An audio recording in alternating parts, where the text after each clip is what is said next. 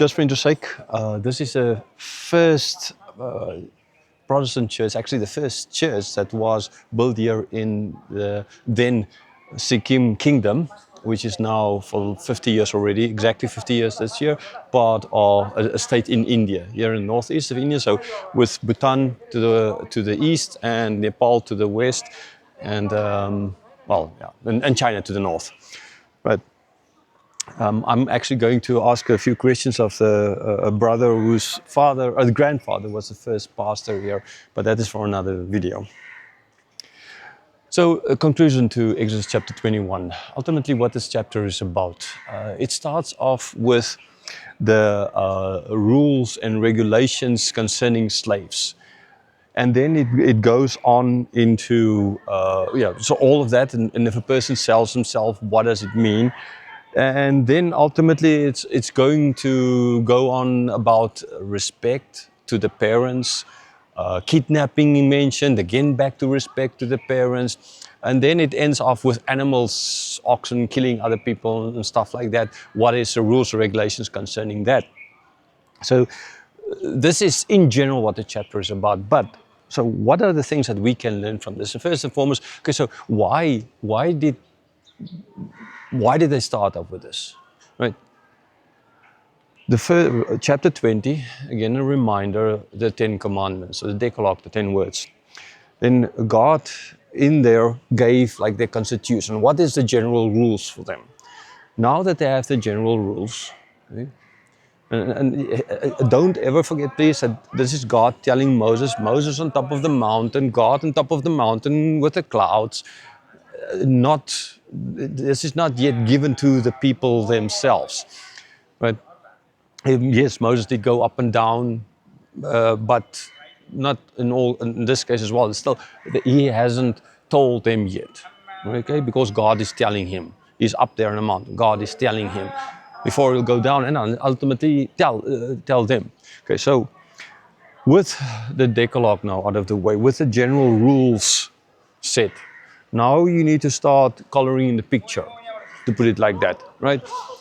You draw the outlines, and now you have your kind of idea, the main set, your paper, everything is ready, and now you need to go into the lines and start coloring in it. So why would you start then ultimately with slavery? And I did mention in the introduction, in the teaching on this, that the slavery is the starting of the slavery is very important, because it is so easy for people who have been oppressed to become the oppressor the moment they get their freedom. We have seen it in so many countries in the world. I'm not going to give you now examples, but you can see it in, I actually gave you the example of South Africa, for how we oppress the black population, for example. Not only black populations, the colors and the Indians as well, unluckily, including the Sun and all of the other people groups. And although we justified it, and unluckily even from the scriptures, but we were wrong, right? But now at the moment there's a reverse apartheid going on, okay? Which is that it's difficult actually for colored people, for Indian people, and for white people to get jobs, because these jobs need to go to the black people. Okay, so they became, in that sense, an oppressor. And there are multiple examples of that all over the world, where people gained their independence, and then they were oppressed, say, for example, by the British Empire, and then they start oppressing the smaller groups in their countries. So, that is kind of... So it starts off with the laws concerning slavery, so that these people won't repeat the mistakes that was done to them. Okay, very important. So what were the rules then concerning the slavery? You can, again, listen to the teaching session. I don't want to go into all the rules again, right? But in general, it was to protect the people. It was not a system of, okay, we are going to put chains around your ankles and your neck and whatever. You are going to work for nothing, and I can kill you whenever I want to.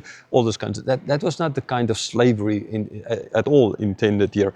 This was more, in a certain sense, like a modern day contract, or Like I used this example from what this one Bible scholar wrote in his commentary, that it's like serving in the army, so in the conscription army, understandably not. Oh, sorry, not in conscription, but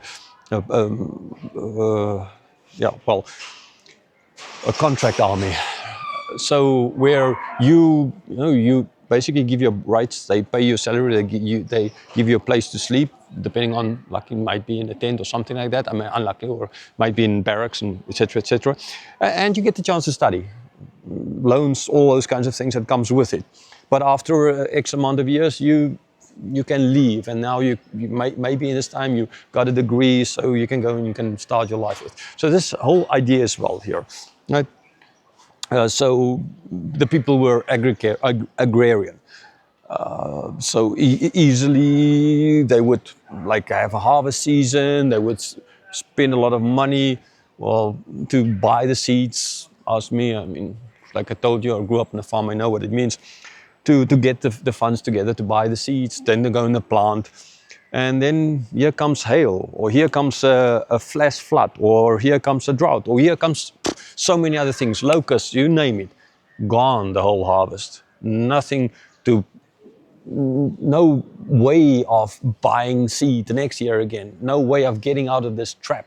So what do? You go and sit on the side of the road and beg, or you sell yourself as a slave, a servant, maybe a better word, to another farmer who then takes you in. He takes care of you and your whole family. So it is a system that is very humane, and it was put in place so as not to be the same kind of system they had in Egypt.